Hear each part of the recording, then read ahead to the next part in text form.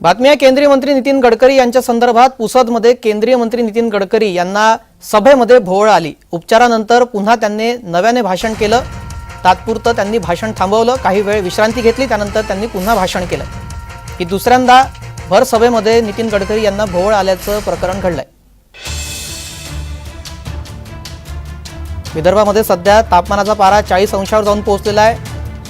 भर उन्हामध्ये प्रचार सभा नेते मंडळी घेताना दिसतात। उन्हाचा फटका नेत्यांनाही बसताना दिसतोय। तर भर सभेमध्ये नितीन गडकरी यांना भोवळ आली, त्यांनी काही वेळ विश्रांती घेतली, त्यानंतर त्यांनी भाषणाला सुरुवात केली।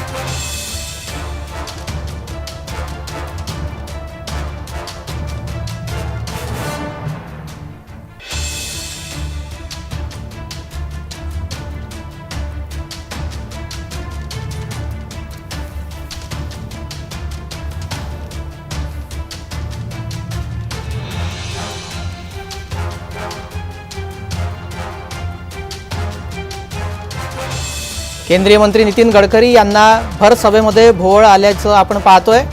काही वेळ त्यांनी विश्रांती घेतली, त्यानंतर त्यांनी परत आपल्या भाषणाला सुरुवात केली। ही दुसऱ्यांदा वेळ आहे ज्यावेळेला सभेमध्ये असताना नितीन गडकरी यांना भोवळ आली। यवतमाळच्या पुसदमध्ये ही सभा पार पडत होती, यावेळी नितीन गडकरी यांना भोवळ आली आहे। भर दुपारी उन्हामध्ये ही सभा सुरू होती।